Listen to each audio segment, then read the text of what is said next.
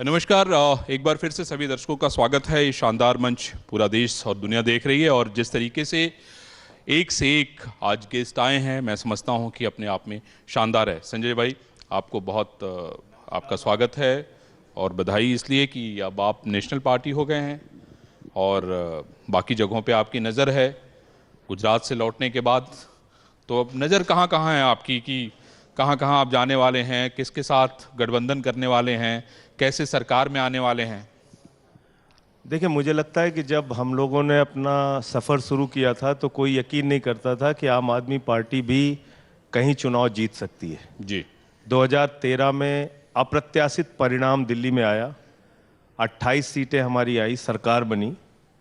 दूसरी बार 67 सीट आई, तीसरी बार 62 सीट आई। पंजाब में पहली बार 20 सीट आई, दूसरी बार 92 सीट आई। गोवा जैसे सुदूर राज्य में हमको 2 विधानसभा की सीट मिली, वहां पर राज्य के अंदर मान्यता प्राप्त दल हम बने।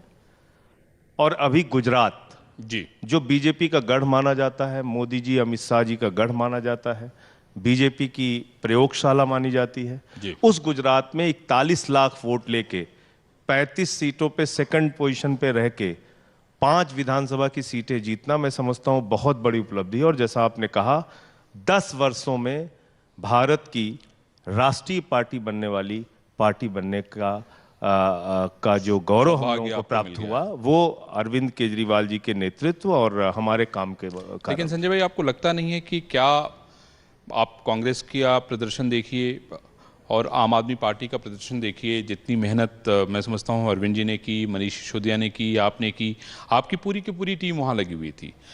राजनीति जिस तरफ जा रही है ना, 2024 में लोकसभा का बहुत बड़ा चुनाव होने वाला है और आप लोग की नज़र भी उस पर है। दिल्ली पे तो अब आपने कब्जा कर लिया, एमसीडी भी आपके पास आ गया। आपको लगता नहीं कि किसी के साथ गठबंधन होना चाहिए, एक उसका विकल्प खुले रखा जाना चाहिए कि जिससे कि श्योर शॉट हो कि भाई हाँ, हम आने वाले समय में, आने वाले दिनों में सरकार भी बना लें? देखिए, ऐसा है कि इसके बारे में तो जो उसका कोई विकल्प खुला है, मैं यही समझना चाहता हूं। अभी तक अगर पार्टी के सर्वोच्च नेता अरविंद केजरीवाल जी के स्टेटमेंट को हम माने जी और उसी को आधार बनाएं, तो उनका साफ तौर पे कहना है कि भाई गठबंधन हमारा इस देश की जनता के साथ है और हम राज्य दर राज्य अपना संगठन तैयार कर रहे हैं, चुनाव लड़ रहे हैं और चुनाव में जहां जैसे हमको परिणाम मिलेंगे उसके हिसाब से हम आगे बढ़ेंगे। तो ये और सभी राज्यों में एक जैसा परिणाम भी नहीं मिला। हम कई राज्यों में चुनाव लड़े तो वहां उतनी सफलता नहीं मिल पाई जितनी हमको उत्तर प्रदेश उम्मीद थी। उसका उदाहरण है। उत्तर प्रदेश उसका उदाहरण है, उत्तराखंड उसका उदाहरण है। जी। तो अपेक्षा के अनुरूप परिणाम नहीं मिला, लेकिन आम आदमी पार्टी लोगों के बीच में अपने मुद्दों को लेके जा रही है। जैसे अगर हम गुजरात की बात करें तो गुजरात में हम गए तो हमने कहा कि हम 300 यूनिट बिजली फ्री देंगे, हम 1000 रुपये माताओं बहनों के लिए सम्मान निधि देंगे, हमने ये कहा कि हम 3000 रुपये बेरोजगारी भत्ता देंगे। तो जो हमारा मुद्दा है, जो दिल्ली में हमने काम करके दिखाया है, एजुकेशन पे, हेल्थ पे, बिजली पे, पानी पे, इन्हीं मुद्दों को लेके हम हर राज्य में लेके जा रहे हैं। और मैं समझता हूं कि कमोवेश सभी जगह पे यही समस्याएं हैं, दिक्कत है। तो अभी हम आम आदमी पार्टी की बात अगर करें तो अपना मजबूत संगठन बनाने पे ध्यान केंद्रित कर रहे हैं और उसके हिसाब से चुनाव में जाने की हमारी रणनीति है। हम किसी गठबंधन की राजनीति में अभी तक आम आदमी पार्टी, मतलब आप गठबंधन नहीं करेंगे? अभी कोई गठबंधन की राजनीति में हम नहीं जा रहे हैं। संजय भाई, कांग्रेस के विकल्प के रूप में आम आदमी पार्टी को जनता और देश इस समय देख रहा है, जो मेरी समझ पॉलिटिकल कहती है। और 2024 का जो चुनाव है वो बहुत बड़ा चुनाव है। भारतीय जनता पार्टी ये कह रही है कि नहीं, हम लोग उसको जीतेंगे। आम आदमी पार्टी भी पूरा जोर लगा चुकी है, अब आप नेशनल पार्टी हैं। तो मैं वही इस बात पे इसलिए जोर दे रहा हूं क्योंकि 2024 में आम आदमी पार्टी अकेले इतना बड़ा चुनाव तो नहीं जीत सकती। आप नेशनल पार्टी तो हो गए हैं। नहीं, बिल्कुल आपने ठीक कहा। 2024 का चुनाव बहुत ही मुश्किल भरा चुनाव होगा, इस सच्चाई को स्वीकार करने में कोई इनकार नहीं है। लेकिन जहां तक 8 वर्षों का सफर है भारतीय जनता पार्टी का, उनसे बहुत सारे सवाल पूछे जाएंगे। आज महंगाई आसमान छू रही है, रोटी पे, दाल पे, चावल पे, दूध पे, दही पे, छाछ पे, सरसों का तेल, पेट्रोल, डीजल, सब कुछ महंगा हुआ। आपने महंगाई कम करने का वादा किया था, आपने काला धन लाने की बात कही थी, आज काला धन दोगुना हो गया। आपने कहा था किसानों की आमदनी दोगुना होगी, किसानों की आमदनी पे अब आप कोई बात नहीं करते। एमएसपी आपने देने के लिए जो कमेटी बनाई वो वही लोग हैं जो तीनों काले कानून के समर्थन में थे। 1 साल तक देश का किसान अन्नदाता सड़कों पर बैठा रहा, 750 किसान शहीद हुए। बेरोजगारी का आलम यह है कि ये मेरा आंकड़ा नहीं है, ये पार्लियामेंट में सरकार ने बताया कि 22 करोड़ लोगों ने सरकारी नौकरी मांगी 8 सालों में और 7 लाख मात्र लोगों को रोजगार दे पाई है सरकार। तो ये सारे सवाल अगर हम जनता के बीच में जाएंगे तो मैं समझता हूं ये सारे सवाल लेकर जाएंगे तो इसका जवाब देना भी बीजेपी के लिए मुश्किल होगा। आपसे समझना चाहता हूं और हमारा मंच भी समझना चाहता है कि जब इतनी सारे सवाल हैं जिसका जवाब नहीं है, बेरोजगारी है, महंगाई है, उसके बाद भी बीजेपी जीत रही है। देखिए अरविंद जी, आप किस तरह से मूल्यांकन कर रहे हैं? नहीं, मैं यही आपसे समझना चाहता हूं। मैं बता रहा हूं, आप बता रहे हैं ना। 1 मिनट में बता रहा हूं। गुजरात में इतनी बड़ी जीत हुई, मैं बता रहा हूं आपको। हाँ, जी। मैं ये कह रहा हूं कि आप उनके जीत का मूल्यांकन किस आधार पर कर रहे हैं? 3 जगह पर उनकी सरकार थी। एमसीडी में उनकी सरकार थी, हिमाचल प्रदेश में उनकी सरकार थी, गुजरात में उनकी सरकार थी। गुजरात की सरकार वो अच्छे बहुमत से बचाने में कामयाब रहे। हिमाचल का चुनाव वो हारे हैं, एमसीडी का चुनाव हारे हैं, और ऐसे नहीं हारे हैं। पिछले चुनाव की तुलना में अगर मूल्यांकन आप करेंगे, 80 सीटें भारतीय जनता पार्टी हारी है एमसीडी में और हम 80 सीटें अधिक जीते हैं। तो अगर आप इस चुनाव में अगर आप देखेंगे कि लूजर कौन रहा, तो लूजर तो भारतीय जनता पार्टी रही। तो ऐसा नहीं है कि भारतीय जनता पार्टी के खिलाफ माहौल नहीं बन रहा है, ऐसा नहीं कि भारतीय जनता पार्टी के खिलाफ लोगों के मन में गुस्सा नहीं है, नाराजगी नहीं है। जो वादे उन्होंने किए थे, किस रूट पे चलती है बुलेट ट्रेन, जरा बताइए मुझे। आज 10 लाख करोड़ रुपए का सरकार ने बड़े बड़े पूंजीपतियों का राइट ऑफ कर रखा है।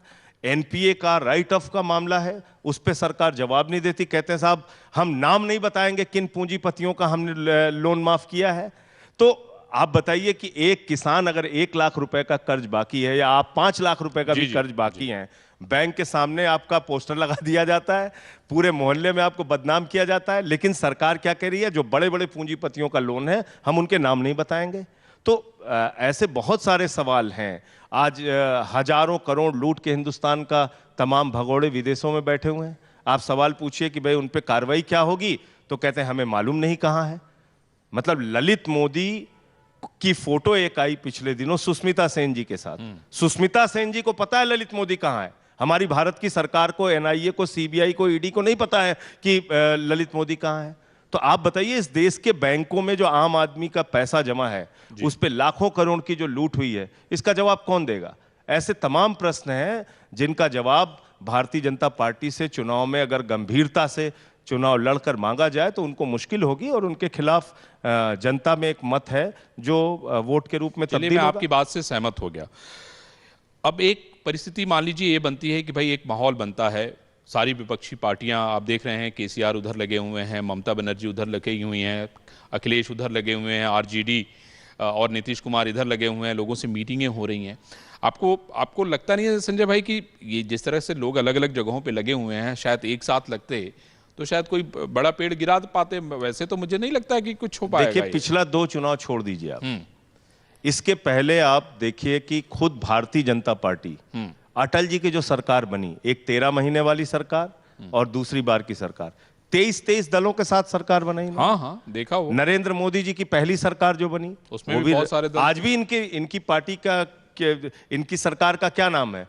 राष्ट्रीय जनतांत्रिक गठबंधन। हालांकि गठबंधन में अब कोई दल बचा नहीं है, इक्के दुक्के छोड़ के शिवसेना भी जा चुकी है, अकाली दल भी जा चुका है। लेकिन जहां तक गठबंधन की राजनीति है, आज की तारीख में अगर आप भारत जैसे विशाल देश में देखेंगे, बहुत सारी जगहों पे क्षेत्रीय दलों का उभार हुआ है। अब कई बार अरविंद जी, बहुत प्रचंड बहुमत रहना भी अहंकार का कारण बनता है, बहुत प्रचंड बहुमत रहना भी तानाशाही का कारण बनता है। इसीलिए तो मैं आपसे ये पूछ ही रहा हूं। लोकतंत्र में अगर विपक्ष मजबूत नहीं रहेगा तो सरकार से सवाल पूछने वाला कौन बचेगा? ये सवाल मेरा इसीलिए है। डॉक्टर लोहिया ने एक जमाने में कहा था, बना लेते, डॉक्टर लोहिया बना लेते तो जरूरत ही नहीं थी। भाई इनकी भी यही स्थिति थी, इनके जनतांत्रिक गठबंधन में इतने सारे लोग थे, अब इनको जरूरत नहीं है। देखिए डॉक्टर लोहिया ने एक जमाने में कहा था, सड़क खामोश हो गई तो संसद आवारा हो जाएगी। यानी सड़क की राजनीति का दबाव, सड़क के आंदोलनों का दबाव संसद पर होना चाहिए। इसी तरीके से लोकतंत्र के अंदर आप अगर राज्य दर राज्य विपक्ष को खत्म करते जाएंगे, जो हमारी सरकार इस वक्त कर रही है, आप बताइए 8 वर्षों में 7 सरकारें इन्होंने खरीद फरोख्त करके बनाई। तो भारतीय जनता पार्टी आज की तारीख में विधायकों की खरीद फरोख्त का एक संगठन बन गया है। उत्तराखंड में, अरुणाचल में, मध्य प्रदेश में, कर्नाटक में, गोवा में, महाराष्ट्र में। आम आदमी पार्टी ने पूरा उन्हीं का रणनीति अपनाया। अब और क्या चाहते हैं? नहीं, कौन सी रणनीति नहीं, आप बताइए। हमारा कहने का मतलब है कि ये खरीद फरोख्त की राजनीति में सिर्फ भारतीय जनता पार्टी का विश्वास है। खरीद फरोख्त की राजनीति कर करके उन्होंने 7 सरकारें देश के अंदर गिराई और बनाई। ये लोकतंत्र है। इस तरह की डेमोक्रेसी को आप डेमोक्रेसी कहेंगे? तो ये मैं तो देखिए राजनीति को बहुत नजदीक से, आप आम आदमी पार्टी की भी, भाई हम लोग तो संघर्ष के समय से जानते हैं एक दूसरे को। जिस तरीके से आपका, मैं भी पार्लियामेंट का भाषण सुन रहा था, आपने उसमें ईडी, सीबीआई, डीआरआई, आपके ऊपर तो उत्तर प्रदेश पुलिस, दिल्ली पुलिस, कहाँ की पुलिस सब लगी हुई है ना? और आपको लगता है कि सारे लोग भेज दिए जा रहे हैं। देखिए, मैं आंकड़ों के साथ आपको बताना चाहूंगा। हाँ, नहीं, वही बताइए। 8 वर्षों में 3010 छापेमारी की ईडी ने। राजनेताओं पर भी की, विपक्ष के नेताओं पर भी की, कुछ पूंजीपतियों पे भी की। और उनका कन्विक्शन रेट मालूम है आपको? मात्र 23 लोगों को उन्होंने, ऐसे लोगों को 23 लोगों को 3000 में से आरोप सिद्ध कर पाए वो। इसका मतलब बाकी मामले झूठे हैं। 23 मामलों में आप आरोप सिद्ध कर पाए। आप विपक्ष के लोगों को सिर्फ बदनाम करने के लिए उनके यहां छापेमारी करते हैं, घंटों घंटे उनके परिवार वालों को परेशान करते हैं, ऐसी मीडिया में खबर बनाते हैं कि ये तो वहां भ्रष्टाचारी हैं। क्या हुआ संजय रावत के केस में? 100 दिन के जेल में रहने के बाद एक राज्यसभा के सांसद निकल के आते हैं तो कोर्ट कहता है कि साहब इनके खिलाफ तो कोई साक्ष्य ही नहीं है। ये हो रहा है। मनीष सिसोदिया के घर पे अरविंद जी 14 घंटे तक छापेमारी चली सीबीआई की। उसके बाद उनके गांव में छापेमारी करने चले गए। उसके बाद बैंक का लॉकर चेक करने चले गए। क्या निकला? कुछ नहीं। चार्जशीट में नाम तक नहीं है। सत्येंद्र जैन पे, सत्येंद्र जैन पे मैं आपको बता रहा हूं, सत्येंद्र जैन पे सीबीआई के एक नहीं 2-2, 3-3 मामले चले। एक मामले की 3 साल तक जांच चली और उसके बाद कह दिया कोई साक्ष्य नहीं इनके खिलाफ। एक मामले में कोर्ट ने पूछा भाई साक्ष्य क्या है, तो सरकार ने कहा हमें ये जज मंजूर नहीं है, जज बदलिए। आपने सुना है आज तक कभी? ऐसा पहला उदाहरण भारत के इतिहास में आपको मिलेगा जिसमें जज को बदलने के लिए, क्योंकि जज पूछ रहा था इनके खिलाफ साक्ष्य क्या है, उन्होंने कह दिया साहब जज बदल दिया जाए, और जज बदल गया। वहां से फिर अभी तक उनको जमानत नहीं मिली। कल मनोज तिवारी जी आए थे मंच में, उन्होंने कहा था कि भाई सत्येंद्र जैन जी जेल में सारे कागजात देख रहे हैं, उसकी समीक्षा कर रहे हैं, उसकी नोटिंग करा रहे हैं, और कोर्ट में आते हैं और कहते हैं कि मेरी याददाश्त चली गई। देखिए ऐसा है, जेल में कौन कौन क्या क्या करता है, अगर भारतीय जनता पार्टी के नेताओं का इतिहास बताने लगेंगे तो बात बहुत दूर तक जाएगी। इस देश के गृह मंत्री एक जमाने में जब वो जेल में थे तो उनको किस तरह की वीवीआईपी सुविधा थी वो आप पता कर सकते हैं। और जहां तक सत्येंद्र जैन का सवाल है, सत्येंद्र जैन आप सब लोग जानते हैं, उनके पिता की मृत्यु हुई थी कोरोना के समय में, फिर भी दिल्ली वालों की सेवा कर रहे थे। सत्येंद्र जैन वो शख्स हैं जिनको खुद कोरोना के समय में स्वास्थ्य मंत्री रहते हुए कोरोना से वो ग्रसित हुए, जिंदगी मौत से बाहर निकल कर आए, जूझ कर आए। तो आज उनको ट्रीटमेंट की जरूरत होती है। तो मुझे लगता है कि रोज एक वीडियो जारी करके, और पहली बात तो ये भी, इसकी भी जांच होनी चाहिए कि उनको कहां से वीडियो मिल रहा है। अगर कोई साक्ष्य आपके पास है सत्येंद्र जैन के खिलाफ तो कोर्ट में दीजिए, कोर्ट उसका संज्ञान लेगा। कल पूर्व डीजी के खिलाफ कार्रवाई हो गई, कमेटी ने रिपोर्ट दे दी और संदीप गोयल को सस्पेंड कर दिया गया। कार्रवाई तो किसी के भी खिलाफ करते रहेंगे, ये सरकार इनकी है। दिल्ली के अंदर क्या करते हैं, रोज एक लव लेटर लिखते हैं एलजी साहब, रोज एक लव लेटर लिख देते हैं। अब वैलेंटाइन डे आ रहा है, तब तक पता नहीं कितने लव लेटर लिखेंगे। रोज एक लव लेटर। भाई ये तो प्रेम का मतलब आप समझ लीजिए ऐसा प्रेम है उनका, अरविंद जी, कि मतलब वो हर चीज में अगर हम मुस्कुरा रहे हैं तो आप ज्यादा मुस्कुराए क्यों, हंस रहे हैं तो इसकी जांच होनी चाहिए कि हंसे क्यों, बुखार हो गया तो बुखार क्यों हुआ, रोए तो रोए क्यों, मतलब वो इस तरह की जांचें कर रहे हैं। तर्क भी दे रहे हैं ना, कह रहे हैं कि भाई ऐसे आप सोचिए, एक उन्होंने जांच लगा दी कि साहब बसों की खरीद फरोख्त में भ्रष्टाचार कर लिया दिल्ली की सरकार ने। तो बाद में हमने पूछा भैया कहां से कितनी बसें खरीदी गई, पता चला बस खरीदी ही नहीं गई और भ्रष्टाचार हो गया। तो हवाई भ्रष्टाचार, अगर नहीं, अभी उन्होंने एक और चिट्ठी लिखी है जिसमें 97 करोड़ रुपया कहा है कि आप जमा कराइए, आप लोगों ने विज्ञापन में खर्चा कर दिया। बताइए, ऐसे तो हजारों करोड़ रुपए मोदी जी से जमा कराने पड़ेंगे उनको। अगर विज्ञापन सरकारी देना जी नहीं, अपराध तो है, वो तो दूसरे मत का पैसा था। अगर सरकारी विज्ञापन देना अपराध है तो योगी जी पे भी कई मुकदमा चल जाएगा और मोदी जी पे भी कई मुकदमा चल जाएगा और कई राज्य सरकारों पे मुकदमा चल जाएगा।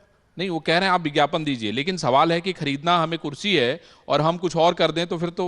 देखिए ऐसा है कि सिर्फ एक बदनाम करने की कोशिश लगातार, अगर आप सोचिए, आज पंजाब की सरकार के बारे में एक नेगेटिव खबरें चलाते रहते हैं। भगवंत मान जी की सरकार बनने के बाद जी 25,000 से ज्यादा नौकरियां देने का काम उस सरकार ने किया, मोहल्ला क्लिनिक खोलने का काम उस सरकार ने किया, 300 यूनिट बिजली फ्री देने का काम भगवंत मान जी की सरकार ने किया, जिसके कारण से 63 लाख लोगों का बिजली का बिल जीरो आया अरविंद जी पंजाब के अंदर। तो ये तो और कह रहे हैं कि बावजूद इसके आप मुफ्त खोरी को बढ़ावा देने के लिए आप लोग पूरे देश में चर्चित हो गए हो, ये कहना चाह रहे हैं। इसका जवाब देता हूं, पहले सुन लीजिए। लॉ एंड ऑर्डर के मामले में एक लिस्ट निकली है, उसमें 20वें नंबर पे आसाम है, 15वें नंबर पे हरियाणा है, 18वें नंबर पे मध्य प्रदेश है जी, 7वें नंबर पर इनका ही शासित एक और कर्नाटक का राज्य है, पंजाब दूसरे नंबर पे है अपराधों के मामले में।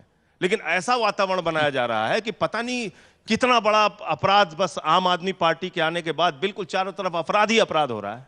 अब आ जाइए रेवड़ी की बात। ये कहते हैं साहब मुफ्त की रेवड़ी, मुफ्त की रेवड़ी। अर्थव्यवस्था को देखने का दो नजरिया है जी जी।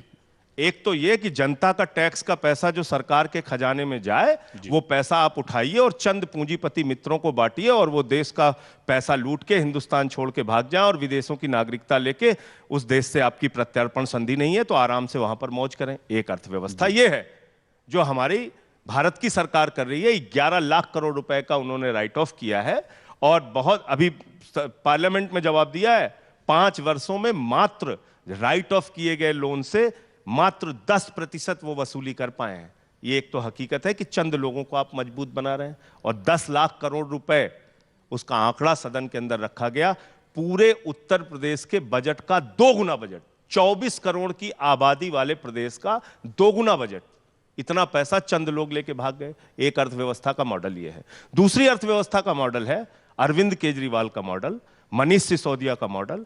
जब हम लोग यहां दिल्ली में सरकार में आए तो हमारा 30,000 करोड़ का बजट था, आज 70,000 करोड़ रुपए का बजट है। हमने अपना बजट भी बढ़ाया, बिजली फ्री दी, पानी फ्री दिया, शिक्षा फ्री दी, स्वास्थ्य फ्री दिया, बुजुर्गों को तीर्थ यात्रा कराई, माताओं बहनों के लिए बस की यात्रा फ्री की, बावजूद इसके मुनाफे का बजट दिया। और पूरे देश की महंगाई का दर अरविंद जी निकला था तो उसमें दिल्ली की महंगाई का दर पूरे देश में सबसे कम है।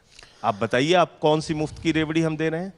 किसको दे रहे हैं? आप मुफ्त की आम आदमी को। सुन लीजिए जी जी, आम आदमी को ये मुफ्त की रेवड़ी दे रहे हैं, उससे उसके जेब में पैसा जा रहा है। जो पैसा जेब में जा रहा है वो बाजार की अर्थव्यवस्था में उसको खर्च कर रहा है। वो मनी ब्लॉक नहीं हो रही है, वो मनी काला धन के रूप में चंद लोगों के पास नहीं है, वो मनी स्विट्जरलैंड की बैंक में नहीं जमा है, वो आम आदमी के जेब में पहुंचती है राहत के तौर पे और वो बाजार की अर्थव्यवस्था में उसको खर्च करता है। ये हमारे अर्थव्यवस्था का मॉडल है, ये अरविंद केजरीवाल की इकोनॉमिक्स उस पे उनका इसको समझना चाहिए मोदी। नहीं एकदम समझ रहे हैं, मैं तो समझता हूं। रेवड़ी कह के आप अपने पूंजीपति मित्रों को रेवड़ी बांटते हैं। देखिए ऐसा है, ये तो अरविंद जी, ये बीजेपी का आरोप है। नहीं मैं उन्हीं की बीजेपी का ही कह रहा हूं।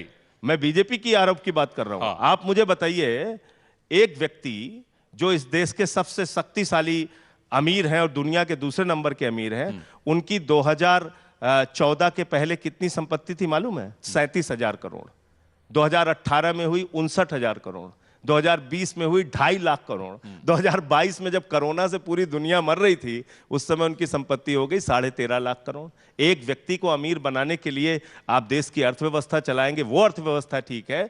या अगर आप करोड़ों लोगों को राहत दे रहे हैं, वो अर्थव्यवस्था ठीक है? संजय भाई, मुझे बस अब रैपिड फायर कर लेते हैं जरा हम लोग। ये बताइए कि अब अगली तैयारी किस राज्य की है आपकी?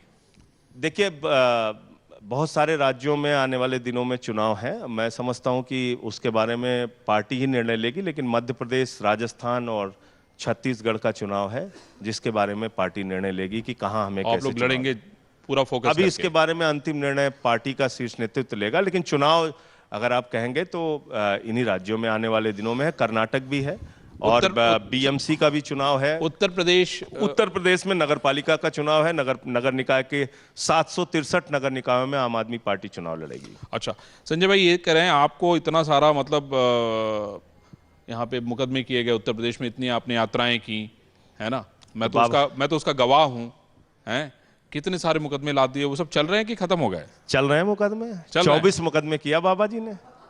हाँ। 24 मुकदमे किया मेरे ऊपर, देशद्रोह का भी मुकदमा लगा दिया, एक दिन में 9 FIR की अरविंद जी मेरे ऊपर उन्होंने। तो ठीक है, उनका अपना काम है, FIR करें, मुकदमे लिखें। मुझे सुप्रीम कोर्ट से स्टे मिला है, वरना अच्छा। आपके साथ बैठ के इंटरव्यू नहीं कर रहा होता, मैं भी अभी जेल में होता। एक और सवाल है मन में, पंजाब में आप कह रहे हैं कि सब मतलब आप लोगों को बदनाम करने की कोशिश की जा रही है। आप देखिए, ये इतने बड़े बड़े गैंगवार हो रही है, इसके पहले तो हमने देखा ही नहीं था। मैं पहली बार देखा कि इतने बड़े बड़े गैंगस्टर पंजाब में हैं। 17 से पहले मैं वहां इंचार्ज के तौर पे काम कर चुका हूं। मैं आपको बता रहा हूं जी, दिन दहाड़े सरेआम गोली मार के हत्या कर दी जाती थी। ड्रग्स का ऐसा कारोबार था, और जो चिट्टा बेचने वाला जो परिवार था, उसकी एक सांसद जो पार्लियामेंट में बोल रही थी, उनसे ही सवाल पूछना चाहिए कि कौन करता था ड्रग्स का धंधा, कौन करता था बसों का धंधा, कौन करता था जमीनों पे अवैध कब्जे, कौन लोग जिम्मेदार थे इसके लिए? जिन लोगों ने पंजाब के खदानों से लेके, जमीनों से लेके, बसों से लेके, होटलों से लेके सब कुछ बेचा, ड्रग्स में पंजाब को डुबोया, आज वो हमारे ऊपर आरोप लगा रहे हैं। वो लोग सवाल कर रहे हैं जिन्होंने पंजाब को बेचने का काम किया।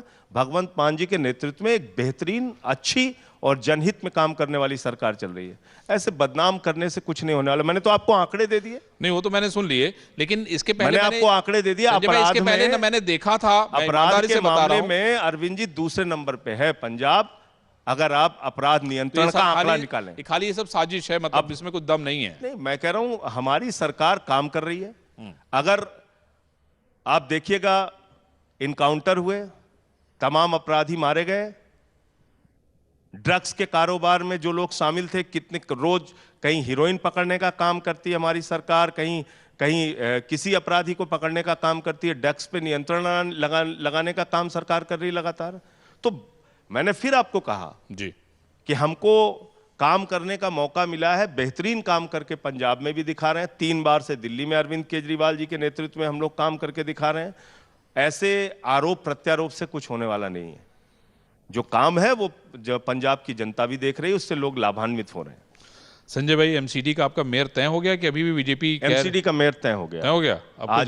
आज उसका अनाउंसमेंट भी हो गया।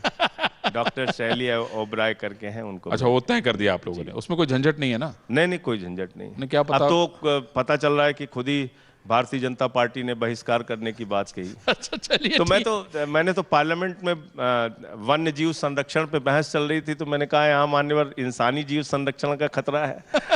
तो एमसीडी के जो हमारे पार्षद थे, आप सोचिए कि एक पार्टी जो पिछले चुनाव के मुकाबले 80 सीटें हार चुकी है, जी। एक पार्टी जो हमसे इस चुनाव में 31 सीट पीछे है, वो कह रही है मेयर हमारा ही होगा। 3 दिन तक सब सारे मीडिया हमसे सवाल पूछ रहे थे। सवाल ही मैंने पूछा। 31 सीट ज्यादा जीतने के बाद भी हमसे सवाल पूछ रहे थे। वो लोग तो कह रहे हैं मेयर हमारा ही होगा। अरे, इसका क्या मतलब है? मतलब खुलेआम दादागिरी कि हम तो बनाएंगे ही बनाएंगे साहब, भले ही आप कितना भी जीत के आओ, सरकार तो हमारी बनेगी। सवाल हमने इसीलिए पूछा क्योंकि हम लोग दिल्ली में बैठे हैं। नहीं, अभी फिलहाल तो यही बोला है भाजपा वालों ने कि वो चुनाव का जो मेयर का चुनाव होगा उसका बहिष्कार करेंगे। तो जाहिर तौर से आम आदमी पार्टी का जो प्रत्याशी घोषित किया है हम लोगों ने, तो उसको जिता देंगे आप लोग, है ना? चलिए संजय भाई, बड़ा शानदार सेशन रहा आपके साथ। हम उम्मीद करेंगे कि अगली सरकार हम आपकी जल्द देखेंगे। नमस्कार। 4 करोड़ लोग पूरे देश और दुनिया भर में, इस मंच को 4 करोड़ लोगों ने अभी तक देखा है। और सबको बहुत शुभकामनाएं नए वर्ष की। नया वर्ष मंगलमय हो इंडिया न्यूज परिवार के लिए और आपके दर्शकों के लिए। और मैं ये बता दूं कि ये शानदार मंच का जो ये क्रम है वो जारी है, और जिस तरीके से लोगों का प्यार मिला है पूरे देश और दुनिया भर से, ये अपने आप में काबिले तारीफ है। ये मंच ऐसे ही जारी रहेगा। आप सभी लोग देखते रहिए इंडिया न्यूज।